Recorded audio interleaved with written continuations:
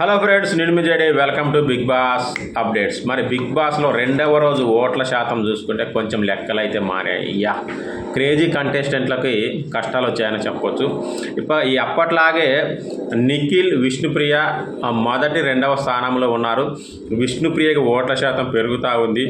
ఏ క్షణాన్నైనా Nikhil cross చేయొచ్చా, లేదంటే నిఖిలే ఇంకా విష్ణుప్రియకి అందనంత దూరంలో పోవచ్చు. ఎందుకంటే గేమ్లో దుమ్ము రేపుతున్నాడు కాబట్టి.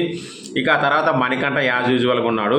పృథ్వీ శెట్టి అనూహ్యంగా ఓట్ల శాతాన్ని పెంచుకొని 4వ ప్లేస్లోకి అయితే వచ్చేసాడు పృథ్వీ శెట్టి. ఎందుకంటే నిఖిల్తో పాటుగా పోటీ పడుతూ ఉన్నాడు కాబట్టి.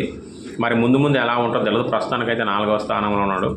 ఇక లీస్ట్లో ఆదిత్య ఓం, శేఖర్ భాష, సీత, నైనిక వీళ్ళు ఉన్నారు.